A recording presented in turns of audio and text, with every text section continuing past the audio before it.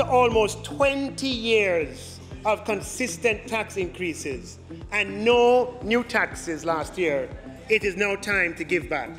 It is a right thing to do. This give back will benefit business operators and landowners in the form of 6 tax relief measures amounting to approximately $14 billion. They're aimed at increasing business and economic activities.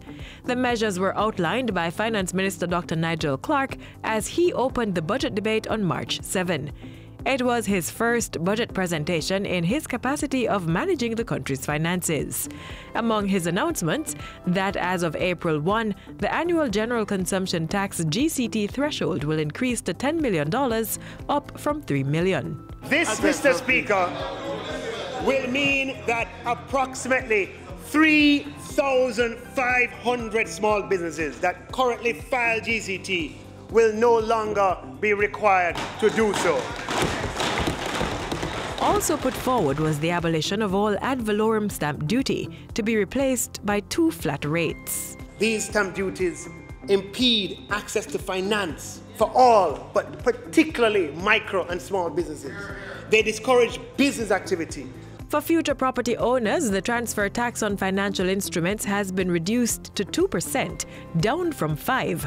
The transfer tax threshold applicable to the estate of deceased persons will increase to $10 million from $100,000. This will allow for greater mobility of assets, which is consistent with our drive for economic growth. Dr. Clarke announced that government was also abolishing the asset tax payable by non-financial institutions and the minimum business tax payable by all registered companies.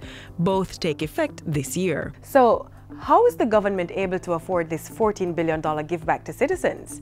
Well, that's because the inflow of revenue is outperforming targets, and this trend is expected to continue, surpassing the financial target of $142 million by March. Revenue at December 2018 was $107.68 million ahead of the $88.98 million projected.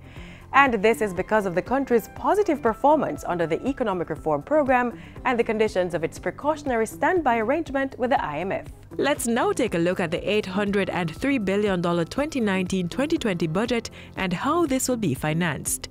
According to Minister Clarke, $644.2 billion will come from revenues and grants. Of that amount, $575.7 billion will be earned from existing taxes. $59.6 billion from non-tax revenue, $130.9 million in bauxite levy, $3 billion in capital revenue, and $5.6 billion in grants. To supplement these, the central government will borrow $102.7 billion, 8.9% less than for fiscal year 2018-19.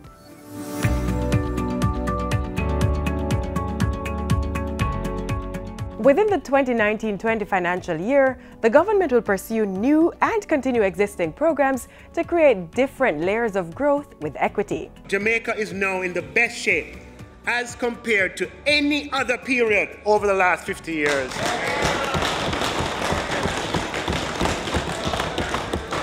To achieve economic independence. As of December 2018, Jamaica met all 22 structural benchmarks under the IMF program. With 6 months to go, so far, Jamaica has had no need to draw down and borrow funds from the IMF. In addition, Jamaica's debt to GDP ratio should reach a record low of 96% by March 31. And to strengthen our fiscal responsibility framework, a fiscal council will be established. Among the measures to create economic opportunity is the allocation of $1.8 billion in loans to micro, small and medium-sized enterprises, MSMEs. The funds are to be administered through the Development Bank of Jamaica. Finance is the oxygen of business. To stimulate more economic activities, over $2 billion will be spent to rehabilitate rural farm roads, expand irrigation infrastructure, and continue the development of the Spring Gardens Agro Park. In addition, $795 million will be used to upgrade rural water supply, such as catchment tanks, gutters, and solar pumps in schools and public institutions. This allocation represents an approximate 8-fold increase 8-fold increase from the 100 million allocated in 2018-19, reflecting the priority that this government places on rural water. Education is also part of the development plan, and to that end, the Finance Ministry is allocating $192 million to the Global Services Skills Project. This will see more Jamaicans being trained to benefit from higher skilled areas in the BPO sector. Dr. Clarke also introduced new benefits for persons accessing student loans. Eligible borrowers will get a 2% reduction in interest rates, but only those who are in good standing with the Bureau. Payment on new loans will be made to the most outstanding balance first, while individuals who are employed full-time to charitable organizations will receive a 10% cut on their loan balance.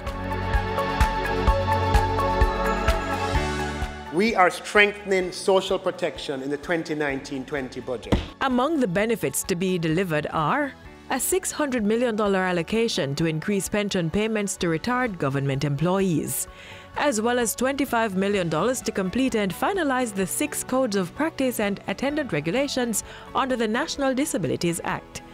There is also $1 billion to implement an island-wide social housing program. Meanwhile, over $14 billion in funding to the Program of Advancement through Health and Education Path will assist beneficiaries with back-to-school and transportation grants, as well as cash benefits and support of the school feeding program. On the matter of safety and security, $3.4 billion will be used to continue social intervention, conflict resolution, basic infrastructure upgrade, and youth development programs in at-risk communities. These will be done through the Citizen Security and Justice Program and the Jamaica Integrated Community Development Project. All of these initiatives are aimed at making the process of growth more equitable and inclusive, and they complement our other initiatives that are focused on moving Jamaicans from poverty to prosperity. Increasing access to financing for all, public and private opportunities for microcredit, credit union reform, pension reform, small business support, all provide avenues for everyone, including tertiary students, NGOs, to participate in the growth prospects in Jamaica. This, Mr. Speaker, is growth with equity.